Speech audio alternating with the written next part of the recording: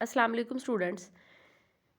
Oscillations का chapter हम start करेंगे और सबसे पहले जो हमारा टॉपिक है वो सिंपल हार्मोनिक मोशन और ऑसिलेशंस के बारे में है।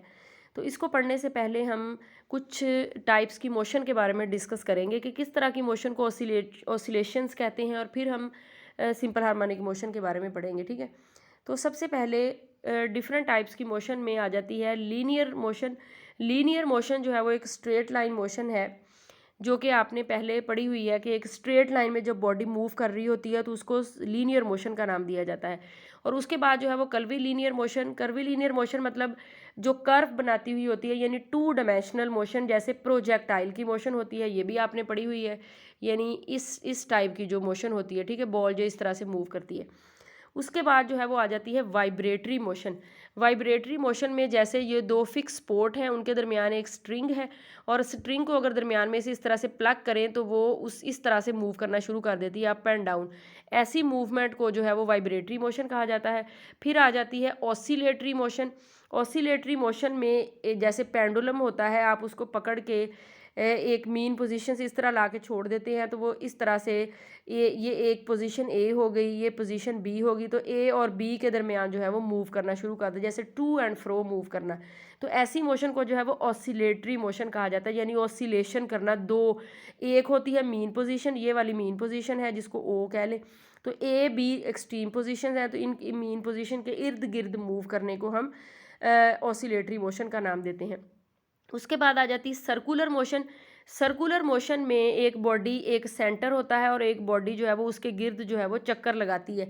तो उसके बाद जो है वो फैन वगैरह की मूवमेंट आ जाती है, जो कि कहलाती है रोटेटरी मोशन। ठीक है, तो यहाँ पे हमने जो पढ़ना है, यहाँ पे ऑसिलेटरी मोशन के बारे में जो है वो हमने पढ़ना है, यहाँ पे कि ऑसिलेशंस क्या होती हैं। ठीक है, तो जैसे यहाँ पे मैंने आपको इंट्रोडक्शन में भी थोड़ा सा बता दिया कि ऑसिलेशंस जो है वो किस तरह की मोशन को ऑसिलेशंस कहते हैं। फिर ठीक है, और उसके बाद कुछ मोशंस जो होती हैं ये पीरियोडिक होती हैं। पीरियोडिक का मतलब है कि एक ख़ास टाइम के बाद बॉडी दोबारा उसी पोजीशन पे वापस आ जाती है जहाँ से उसने चलना शुरू किया था। तो यहाँ पे अगर हम देखें तो बच्चा जो है वो इस बॉल को या पत्थर को जो है वो ऐसे घुमा रहा है, तो आप देखेंगे कि कुछ टाइम के बाद ये ऐसे कंप्लीट करती दोबारा यहीं पे आ जाएगी। तो सर्कुलर मोशन भी पीरियोडिक मोशन होती है। उसके बाद जो है वो एक सैटेलाइट हमारी ज़मीन के गिर्द इस तरह से मूव कर रहा है, तो ये जो सैटेलाइट की मोशन है ये भी पीरियोडिक मोशन है, मतलब एक ख़ास टाइम के बाद ये दोबारा इसी पोजीशन से जो है वो गुजरेगा। इस पोजीशन को हम ए कह लेते हैं, तो दोबारा इसी पोजीशन से गुजरेगा, तो ऐसी मोशन को जो है वो कहा जाता है पीरियोडिक मोशन। ठीक है, उसके बाद ये जो पेंडुलम का, जैसे मैंने आपको बताया कि ये एक एक्सट्रीम पोजीशन है, ये दूसरी एक्सट्रीम पोजीशन है, और ये इसकी मीन पोजीशन है। तो जब पेंडुलम को ऐसे मूव करवाया जाता है to and fro, here and there, तो क्या होता है कि ए से शुरू होता है, बी तक गया, दोबारा फिर ए तक, तो इट मीन्स कि ये एक खास टाइम के बाद दोबारा ए से गुजरेगा। तो ये जो ऑसिलेटरी मोशन होती है ये भी पीरियोडिक मोशन होती है। और उसके बाद आ जाती है स्प्रिंग की जो मोशन होती है। ठीक है, स्प्रिंग की मोशन जो है वो हम स्प्रिंग को खींच के यहाँ तक ला के छोड़ देते हैं, तो स्प्रिंग भी जो है वो इस तरह से ये ऊपर नीचे, यानी ये मूव करना, ये इसकी मेन पोजीशन है, तो ऐसे ऊपर नीचे मूव करना शुरू कर देता है। तो यहाँ स्प्रिंग भी एक ख़ास टाइम के बाद जो है वो अपनी मेन पोजीशन से दोबारा गुजरता है। तो ऐसी मोशन जो है ये पीरियोडिक मोशन कहलाती है। तो हमने यहाँ पे जिस मोशन के बारे में पढ़ना है वो है ऑसिलेटरी मोशन, और ये स्प्रिंग वाली मोशन ये पीरियोडिक मोशन भी होती है। ठीक है, यानी सर्कुलर मोशन जो है वो पीरियोडिक होती है लेकिन सिंपल हार्मोनिक नहीं होती। तो ये जो ऑसिलेटरी मोशन है ये पीरियोडिक भी होती है, और फिर इन्हीं के बारे में हमने नेक्स्ट पढ़ना है कि ये सिंपल हार्मोनिक होती है या नहीं। ठीक है, तो यहाँ पे हम जो केस डिस्कस करेंगे वो स्प्रिंग वाला होगा, जो स्प्रिंग मैस स्प्रिंग सिस्टम वाला है। ठीक है, तो यहाँ पे हमारे पास एक मैस जो है वो एक स्प्रिंग के साथ जो है वो अटैच है। स्प्रिंग का कांस्टेंट के है। स्प्रिंग सख्त होगा तो के ज़्यादा होगा, स्प्रिंग जो है वो लूज सा होगा तो के कम होगा। इसको जो है वो यहाँ पे फिक्स पोर्ट के साथ जो है वो अटैच किया हुआ है। जब हम फोर्स लगा के इस मैस को इस तरह से डिस्प्लेस करेंगे, फॉर एग्जांपल हम कह रहे हैं ये इसकी मीन पोजीशन है जहाँ पे ये रेस्ट में है, तो अगर हम फोर्स लगा के इसको ऐसे राइट डिस्प्लेस कर देते हैं, यहाँ पे ला देते हैं और यहाँ पे ला के छोड़ते हैं, तो क्या होगा कि स्प्रिंग जो है वो बैक इसी पोजीशन पे जाने की कोशिश करेगा। ठीक है, लेकिन ये इस पोजीशन पे ये रुक नहीं पाएगा, यानी मैस जो है वो स्प्रिंग मैस को अपनी तरफ खींचेगा, क्योंकि हमने जब मैस को स्प्रिंग को खींचा था तो उसके अंदर जो है वो ऐसे एक्सटेंड हो गया स्प्रिंग, ठीक है। जब हमने उसको छोड़ा तो ये दोबारा इस पोजीशन के ऊपर जाएगा, और अब इनर्शिया की वजह से ये इस पोजीशन के ऊपर भी रुक नहीं पाएगा, बल्कि इससे भी थोड़ा सा आगे जो है वो चला जाएगा। तो इट मीन्स कि ये इसकी फर्स्ट पोजीशन हो गई, ये वाली इसकी मीन पोजीशन होगी, और ये एक्सट्रीम पोजीशन होगी, ठीक है। और ये इस तरह से टू एंड फ्रो इन दो एक यानी मीन पोजीशन हो गई, और ये एक एक्सट्रीम पोजीशन होगी, ये दूसरी एक्सट्रीम पोजीशन होगी। तो इनके दरमियान जो है वो ऐसे ऑसिलेट करना शुरू कर देगा, ठीक है। तो ये ऑसिलेटरी भी है और पीरियोडिक भी है, ठीक है, क्योंकि ख़ास टाइम के बाद इसने दोबारा ए से गुजरना है, फिर बी तक जाएगा, फिर ए तक जाएगा, ठीक है। तो इस केस में जो है वो स्प्रिंग हम कह सकते हैं कि जो है वो स्प्रिंग की जो फोर्स होती है वो हुक्स लॉ को जो है वो ओबे करती है। तो हुक्स लॉ क्या होता है, ये इक्विलिब्रियम पोजीशन पे जब हम किसी भी बॉडी के ऊपर ऐसे फोर्स लगा के उसको छोड़ते हैं, तो स्प्रिंग जो है वो दोबारा अपनी इनिशियल पोजीशन पे जाने की कोशिश करता है, यानी अपनी ओरिजिनल पोजीशन को गेन करने की कोशिश करता है, रीस्टोर करने की कोशिश करता है। जिस फोर्स की वजह से स्प्रिंग जो है वो रीस्टोर करने की कोशिश करता है, मैस को दोबारा वापस सेंटर की तरफ खींचता है, वो फोर्स जो है वो कहलाती है रीस्टोरिंग फोर्स। और वो रीस्टोरिंग फोर्स जो है वो डायरेक्टली प्रोपोर्शनल होती है डिस्प्लेसमेंट के। डिस्प्लेसमेंट वही है जो हमने ज़ीरो से लेके यहाँ तक जो है वो किया है, ठीक है। लेकिन स्प्रिंग जो है वो दोबारा से वापस इसको इनिशियल पोजीशन पे लेके आएगा, तो सारी सी बात है डिस्प्लेसमेंट राइट की डायरेक्शन में है, और जो स्प्रिंग की फोर्स होगी वो लेफ्ट की डायरेक्शन में होगी, इस तरह से।